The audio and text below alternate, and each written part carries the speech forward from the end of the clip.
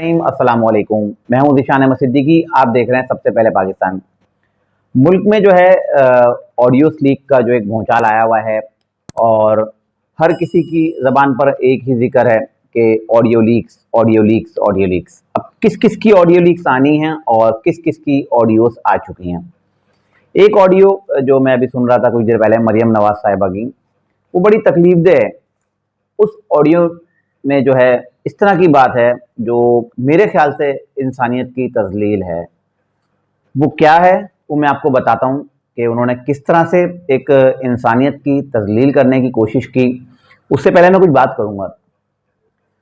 कोई भी सियासी जमात जब भी हुकूमत में आए, कम से कम आने वाली जो सियासी जमात जब हुकूमत में आए, इक़्तिदार संभाले, वो कम से कम इंसानियत की फलाह व बहबूद के लिए और बेहतरी के लिए जो पिछली हुकूमत इक़दामात करके गई है, कम से कम उन जो अच्छे काम हैं उनको जारी रखे। इस हुकूमत ने जो आई और जब इमरान खान साहब की हुकूमत थी और अदम एतमाद के ज़रिए इमरान खान साहब को घर भेजा गया और ये जो पीडीएम की मुश्तरका हुकूमत जो वजूद में आई और वज़ीर आज़म मियाँ शहबाज शरीफ साहब और इनके इत्तेहादी पाकिस्तान पीपल्स पार्टी, मुत्तहदा कौमी मूवमेंट, जेयूआई, बीएनपी और दीगर सियासी जमातों के साथ एएनपी, दीगर सियासी जमातों का मिलकर जो है इन्होंने जो है वफाकी हुकूमत बनाई। मैं मरियम नवाज साहिबा की ऑडियो जो लीक हुई है उस पर बात करने से पहले मैं कुछ बात और करना चाहूँगा। 75 साल हो गए पाकिस्तान बने हुए। 75 साल में मुख्तलिफ हुकूमतें आईं, पीपल्स पार्टी की भी आई, नून लीग की भी आई, जमात इस्लामी की भी आई, लेकिन इंतहाई अफसोस के साथ ये सियासी जमातें जब भी इलेक्शन आते हैं और ये अवाम से वोट मांगने जाते हैं तो यही इनके दावे और वादे होते हैं कि जब हम इक़्तिदार में आ गए तो हम इंशाअल्लाह अच्छी तालीम देंगे, सेहत के अच्छे इंतज़ामात करेंगे, मुल्क से गुर्बत ख़त्म करेंगे, आपकी परेशानियों का इज़ाला करेंगे।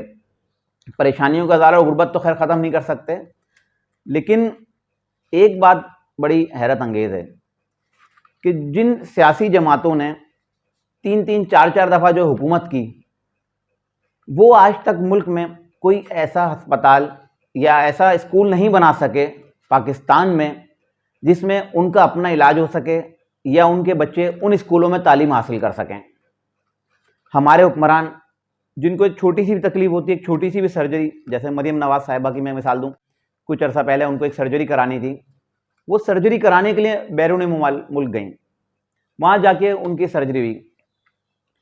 जब आप लोग हुकूमत में आते हैं और हुकूमत में आने से पहले जब आप इंतखाबी मुहिम चलाते हैं तो आप आवाम से जो दावे और वादे करते हैं यही करते हैं कि हमें वोट दें, हमें इक़्तिदार में भेजें, हम ये कर देंगे, पहाड़ तोड़ देंगे, अस्पताल बना देंगे, तालीम का निज़ाम बेहतर कर देंगे।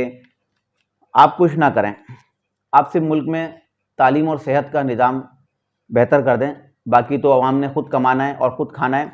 और ये हुकूमत भी ज़ाहिर सी बात है हमारे और आवाम के जो आम आवाम है हमारे टैक्सों से ही चलती है।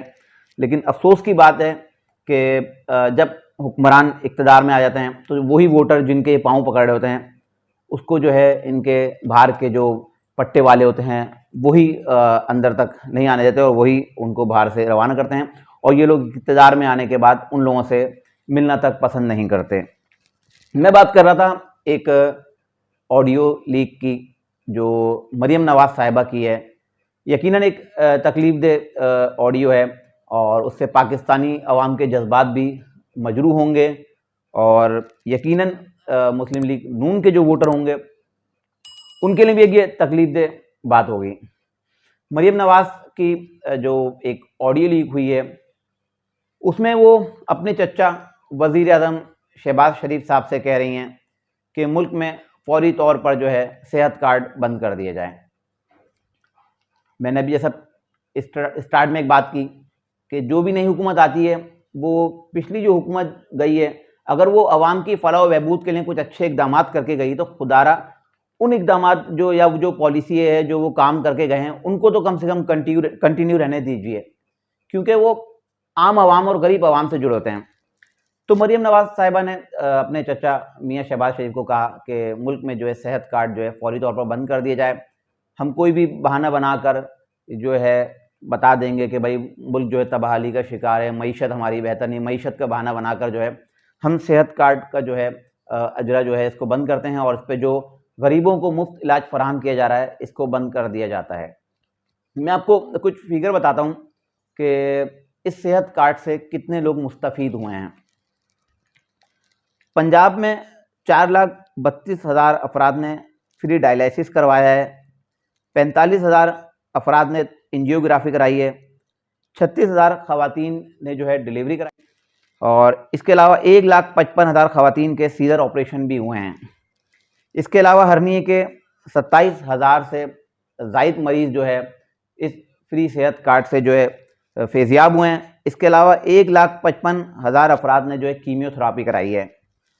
इसके अलावा हज़ारों अफराद ने जो है एंजियोप्लास्टी कराई है। अगर इसका ग्राफ देखा जाए, सिर्फ अगस्त के महीने में इस सेहत कार्ड से 1,11,000 घरानों ने जो है फ़ायदा उठाया है और उन्होंने इस सेहत कार्ड से जो है फ्री इलाज करवाया है। तकरीबन 12 महीने में 10 लाख से ज़ायद अफराद ने जो है इस सेहत कार्ड से इलाज कराया है और अब तक तकरीबन 50 लाख से ज़ायद अफराद जो है इस सेहत कार्ड से जो है मुस्तफ़ीद हुए हैं और तकरीबन 36 अरब 55 करोड़ रुपए से 808 अस्पतालों में गरीब अफराद का जो है फ्री इलाज किया गया है। इस तरह से ये हुकूमत चलेगी। मरियम नवाज़ की ये ऑडियो जो है अब मंजर आम पर आई है। यकीनन ये एक शर्मनाक और काबिल अफसोस और काबिल मजम्मत ऑडियो है कि एक तरफ मरियम नवाज साहिबा कहती हैं कि जब भी इस मुल्क में जो है बिजली या पेट्रोल की कीमतें बढ़ाई जाती हैं तो मेरा दिल खून के आंसू होता है, और दूसरी तरफ उनकी ये ऑडियो जिसमें अपने चचा जान को फरमा रही हैं कि फौरी तौर पे जो है सेहत कार्ड बंद कर दिए जाए, तो ये एक अफसोसनाक अमल है। इसके अलावा मैं एक बात आखिर में और करता जाऊँ इस मुल्क की कि एक कुछ दिनों पहले एक कॉन्फ्रेंस हो रही थी जिसमें जस्टिस फाइज ईसा ने जो एक वुकला की कॉन्फ्रेंस थी, उसमें जस्टिस फाइज ईसा ने एक बात की कि मुल्क की जो है अदालती निज़ाम और इंसाफ से आप लोग कितने मुतमईन हैं। इंतहाई अफसोस के साथ उस वक्त बहुत सारे वुकला मौजूद थे लेकिन किसी एक वकील ने भी हाथ खड़ा नहीं किया। इससे आगे मैं कुछ नहीं कहूँगा और अपने नए तजज़िये के साथ फिर हाजिर होऊंगा। मेरे साथ जुड़े रहें। मेरे जिन दोस्तों ने मेरे चैनल को सब्सक्राइब नहीं किया, मेरे चैनल को सब्सक्राइब करें और ख़ास तौर पर अपनी कीमती राय से ज़रूर आगाह करें। बहुत बहुत शुक्रिया।